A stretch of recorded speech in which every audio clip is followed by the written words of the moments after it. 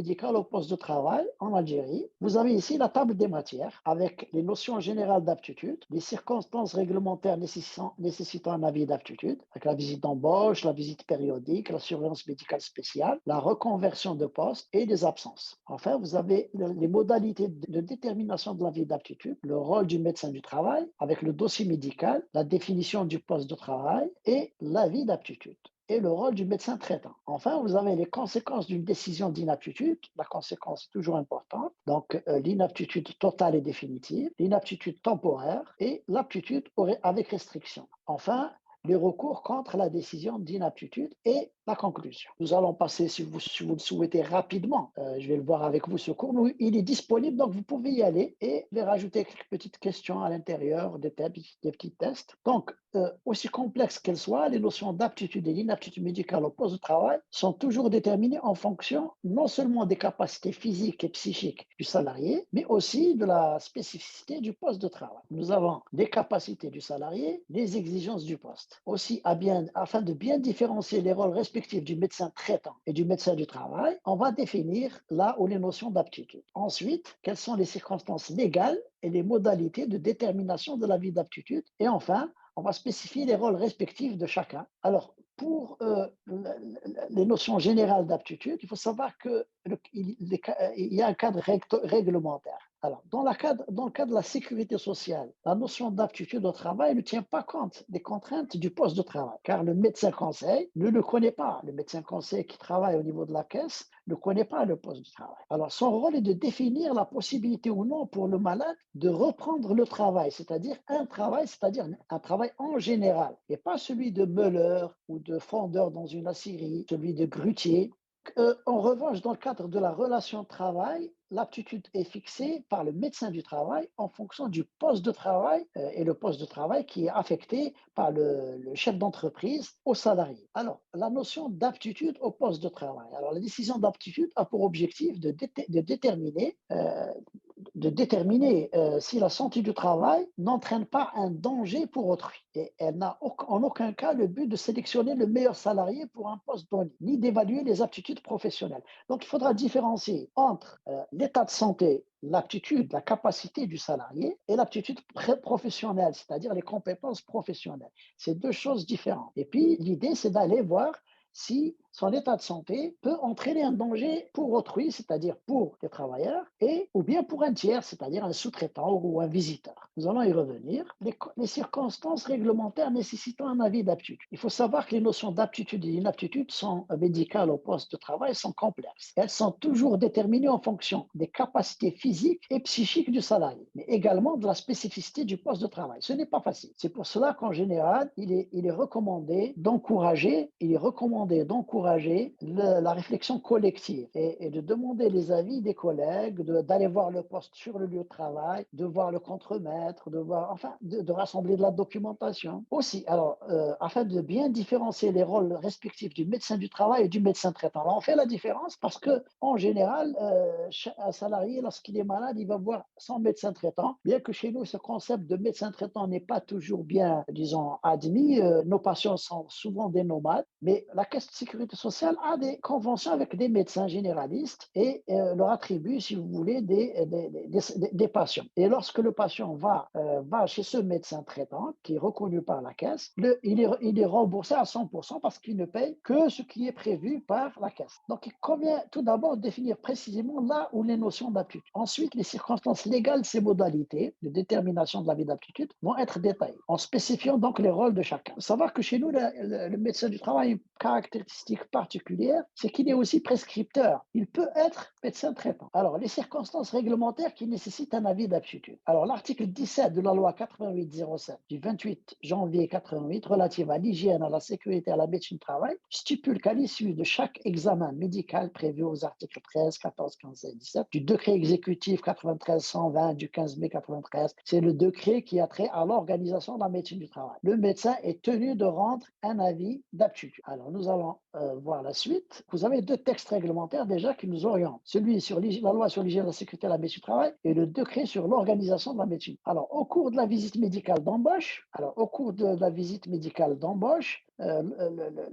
alors cette visite d'embauche est prévue dans l'article 13 du décret sur l'organisation de la médecine du travail. Le but de cette visite, qui a lieu avant l'embauche en principe, ce qui n'est pas toujours le cas, mais au moins elle doit se faire dans les 3 mois au minimum. Pour le salarié, donc relevant de la surveillance médicale spéciale au plus tard à la fin de la période d'essai pour les autres salariés. Elle comprend un examen clinique complet avec les examens paracliniques appropriés. Donc ici, on différencie les salariés qui relèvent de la surveillance médicale spéciale, ils sont listés, les travaux donc soumis à une surveillance médicale spéciale, fortement exposés, sont déterminés par un texte, et les autres salariés. Donc pour les travailleurs qui vont occuper un poste fortement exposé, la visite médicale d'embauche doit se faire avant l'embauche, avant qu'ils ne rejoignent le poste. Pour les autres, elle peut se faire donc après une période d'essai. Alors, elle va comporter un examen clinique et des examens paracliniques appropriés. Par contre, le terme approprié n'est pas, disons, bien explicité chez nous, dans la mesure où très peu sont les affections ou les postes ou les facteurs d'exposition qui donnent la liste des examens paracliniques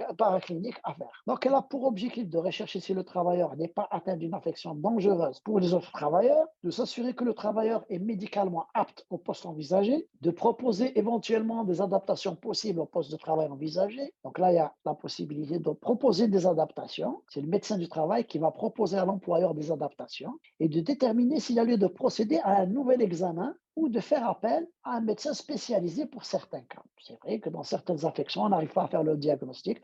On va demander l'avis d'un neurologue, on va demander l'avis d'un psychiatre. Donc, de rechercher les postes auxquels, du point de vue médical, le travailleur ne peut être affecté et ceux qui lui conviendraient le mieux. Vraiment, le rôle du médecin du travail n'est pas de faire de la sélection, là. C'est vraiment de l'orientation, du conseil. Alors, vous allez me dire comment il va connaître le poste de travail. Il faut une fiche de poste. Donc, en principe, la fiche de poste doit être disponible au niveau du cabinet médical, du médecin du travail, et il doit la consulter lorsqu'il y a un salarié qui vient. S'il faut un complément d'information, il peut aller sur le lieu de travail, quand c'est possible. Sinon, il peut demander des informations au directeur du personnel ou au directeur technique ou à l'employeur. Ceci pour la visite d'embauche. Pour la visite périodique, alors là, c'est l'article 15 du même décret relatif à l'organisation de la médecine du travail. Tout salarié doit obligatoirement bénéficier d'un examen médical une fois par an. Ces visites permettent au médecin du travail de s'assurer du maintien de l'aptitude au poste de travail.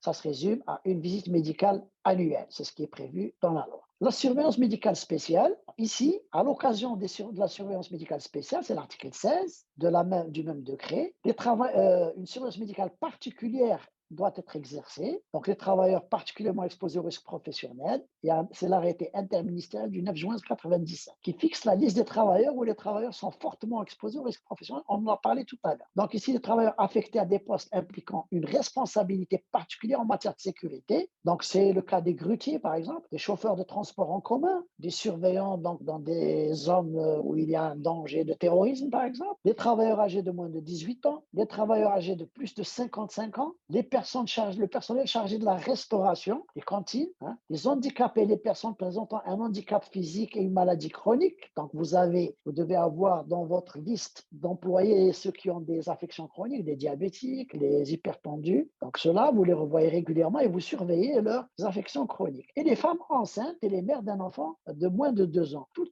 ces salariés, vous devez avoir leur fichier et pouvoir leur envoyer des invitations à la visite médicale une fois tous les 6 mois. Alors, lorsqu'il y a une reconversion de poste, ça veut dire qu'un salarié va changer de poste du fait de l'employeur, essentiellement. Alors, cette reconversion nécessite une visite médicale destinée à s'assurer de l'aptitude du travailleur au poste de travail envisagé. C'est l'article 14 du décret sur l'organisation de la médecine du travail. Les absences, toujours le même article, c'est l'article 17. Les salariés doivent bénéficier d'une visite de reprise après une absence pour cause de maladie professionnelle ou d'accident de travail après un congé de maternité, une absence d'au moins 21 jours pour cause de maladie ou d'accident non professionnel ou en cas d'absence répétée pour cause de maladie non professionnelle. Vous voyez que pour l'absence pour cause de maladie professionnelle, on ne donne pas de limite. Donc, même si c'est 7 jours, vous devez l'examiner.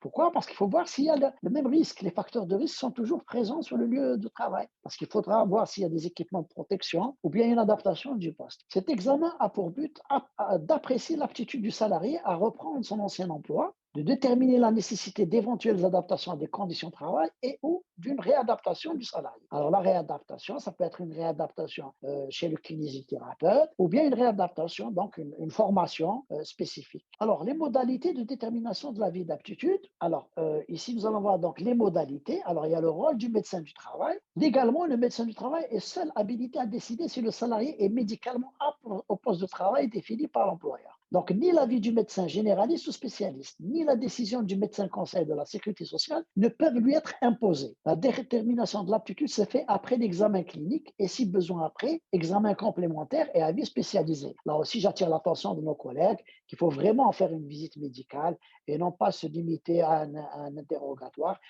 Quand on fait une visite médicale, il faut la faire selon les normes cliniques habituelles et classiques parce qu'on peut passer à côté si on ne palpe pas le foie, si on ne regarde pas s'il n'y a pas de lésion cutanée, donc si on ne déshabille pas le salarié. Alors voilà aussi, c'est très important. Il faut enlever les habits du salarié, bien sûr, avec tout le respect dû à la personne et en gardant toute la confidentialité de la consultation, bien sûr. Quand ce n'est pas possible, on peut mettre un paravent, il y a des draps qu'on peut mettre sur, mais toujours expliquer au patient qu'il est nécessaire que vous l'examiniez. Alors, l'article 19 du même décret précise que le médecin du travail peut prescrire des examens complémentaires. Donc là, ça veut dire que le médecin du travail doit parfaitement connaître le poste de travail pour pouvoir choisir l'examen paraclinique le plus approprié, en plus des examens éventuels consécutifs à ce qu'il va, aux découvertes de la consultation.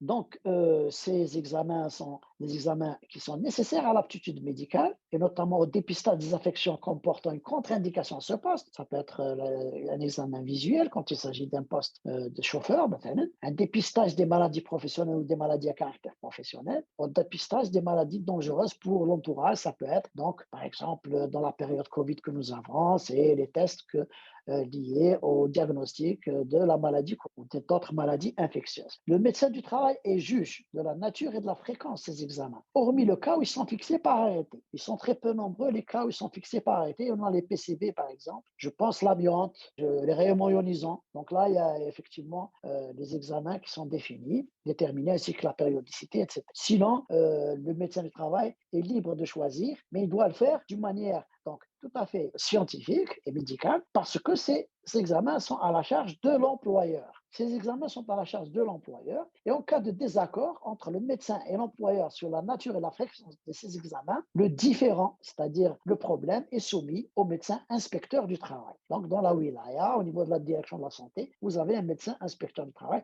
qui peut imposer, il a la prérogative avec l'inspecteur du travail, d'imposer des examens complémentaires. Les résultats des examens complémentaires et des avis spécialisés sont portés au dossier médical. Vous n'êtes pas obligé de garder, par exemple, la radio ou les examens. Peut-être le patient en a besoin, mais vous devez reporter les résultats sur le dossier avec la date et écrire avec une écriture qui est lisible. Parce que n'oubliez pas que le dossier médical est un dossier médico-légal et il peut être réquisitionné par le juge en cas de problème.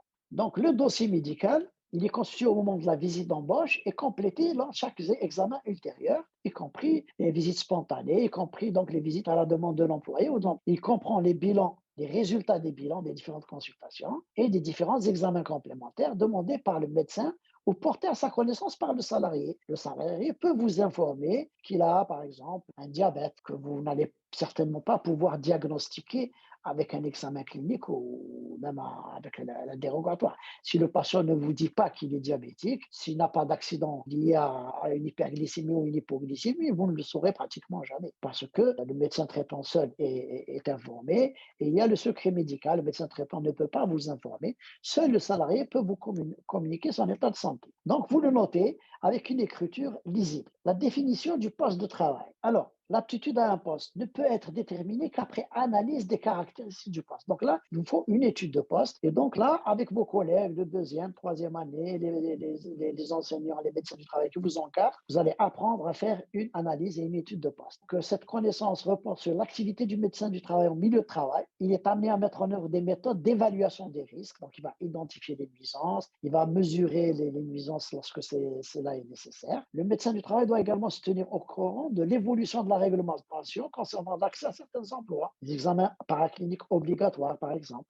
Voilà en ce qui concerne la définition du poste de travail. Et là, j'insiste sur le fait que l'activité du médecin de travail sur les lieux de travail est extrêmement importante. La médecine du travail ne se fait pas en cabinet médical exclusivement. Vous devez visiter les lieux de travail, que ce soit faire de la visite d'entreprise, les visites d'atelier, les visites de cantine, les fiches de poste. Chaque poste, vous devez demander à l'employeur la liste de tous les postes de travail et pour chaque poste, vous devez avoir une fiche de poste. C'est cette fiche de poste qui vous permettra, si elle est bien faite, de prendre des décisions d'aptitude. Encore faut-il que cette fiche de poste soit régulièrement, une fois par an ou 2 fois par an, cette fiche de poste doit être mise à jour. L'avis d'aptitude. Alors, l'avis d'aptitude, sa structure est définie par l'article 6 de l'arrêté interministériel du 16 octobre 2001, qui fixe le contenu, les modalités d'établissement et de tenue des documents obligatoires établis par le médecin du travail, qui précise que le médecin du travail doit établir une fiche de visite médicale individuelle qui va préciser la conclusion d'aptitude. Alors, cette fiche individuelle, c'est une fiche qui ne contient pas d'informations médicales parce que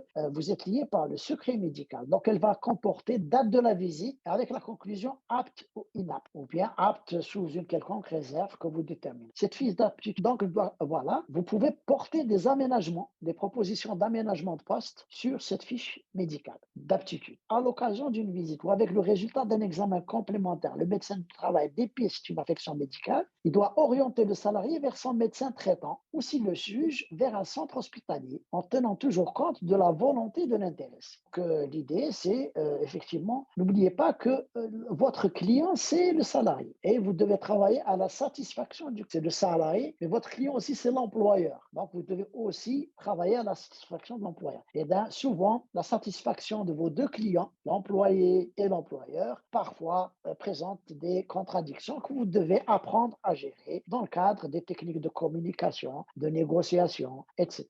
Le rôle du médecin traitant, le médecin traitant n'a en aucun cas le pouvoir de déterminer un avis d'inaptitude définitive au travail. Il a cependant l'initiative de l'arrêt de travail en cas d'affection aiguë ou bien de décompensation d'une affection chronique. Il ne doit pas faire de proposition d'aménagement de poste. En effet, sa connaissance, il va orienter vers le médecin du travail en lui demandant d'étudier la possibilité d'aménager le poste. Sa connaissance des caractéristiques du poste de travail est imparfaite et souvent construite à partir des seuls dires du patient. Ce n'est pas suffisant. L'information relevée sur le poste de travail à partir d'un patient n'est pas suffisante. D'ailleurs, c'est valable pour le médecin du travail lorsqu'il a plusieurs entreprises et qu'il ne connaît pas les postes de travail. Il va essayer d'avoir des informations à partir des dires du salarié. Même chose, ces dires vont être biaisés. Vous devez vous faire votre propre documentation sur le poste de travail. Alors, pronostic sur l'évolution de la maladie. En revanche, comme il a une bonne connaissance du patient, de ses antécédents et de l'ensemble de son dossier médical et que leurs relations se font souvent en toute confiance, il est le mieux placé pour faire un pronostic sur l'évolution de la maladie. Donc, le médecin traitant peut donner un avis sur l'évolution de la maladie. Cependant, le médecin traitant ne doit pas communiquer ses renseignements directement au médecin du travail, étant tenu au secret médical. Aussi, lorsqu'on effectuant le suivi médical régulier de son patient, prévention, examen complémentaire, etc., thérapie, il décèle ou constate l'évolution d'une affection pouvant retentir sur l'aptitude médicale de travail. Il doit convaincre, voilà, le médecin traitant doit convaincre son patient d'en informer lui-même le médecin du travail, qui seul peut se prononcer sur l'aptitude, aménagement ou changement de poste. Cette communication respecte ainsi le secret médical, puisque c'est le patient. Il n'y a pas de secret médical entre le patient et son médecin, que ce soit le médecin traitant ou le médecin du travail. Le médecin traitant doit aider son patient à obtenir les avantages sociaux auxquels son état de santé lui donne droit. Demande d'invalidité, congé longue durée avec le médecin conseil. Les conséquences d'une décision d'inaptitude. Il y a l'inaptitude totale et définitive. Alors que la maladie n'est en principe qu'une cause de suspension temporaire du contrat de travail, l'inaptitude définitive peut conduire à la rupture du contrat. Cela veut dire qu'au cas où un patient a une inaptitude définitive et totale, il est possible, et ça c'est la loi sur la relation de travail, l'article 66 de la loi 90-11 du 21 avril 90, relative aux relations de travail, qui précise que l'incapacité totale de travail peut conduire à la cessation de la relation de travail. Donc le salarié peut être licencié, à la suite d'une inaptitude totale et définitive. C'est pour cela qu'il faut faire très attention avant de déclarer une inaptitude totale et définitive.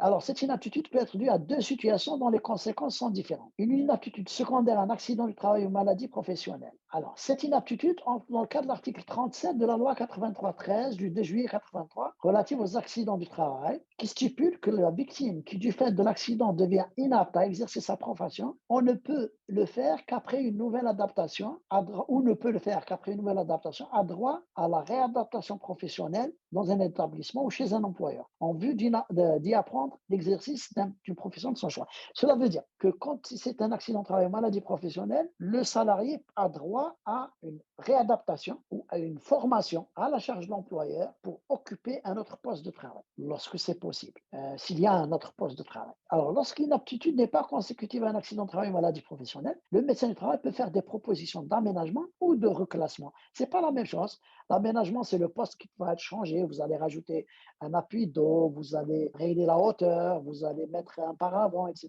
etc.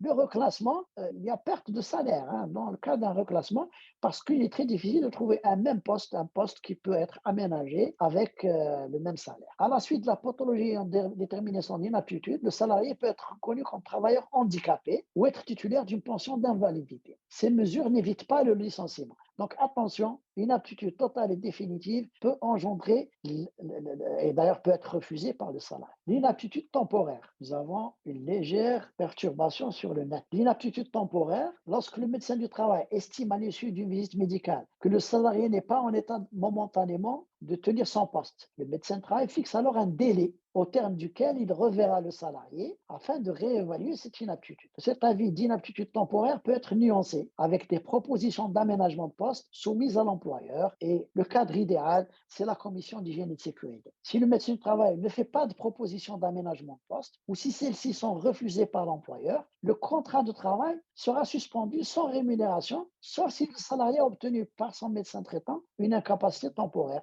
le menant jusqu'à la date du nouvel examen médical fixé par le médecin du travail. Cela veut dire qu'il faut faire très attention, aussi bien pour l'inaptitude définitive que pour l'inaptitude temporaire. Il peut y avoir, surtout en cette période de chômage, en période de compression d'effectifs, d'inactivité des entreprises, toute déclaration d'inaptitude définitive ou temporaire peut avoir des conséquences graves pour le salarié et le salarié, même malade, ne souhaite pas perdre son salaire.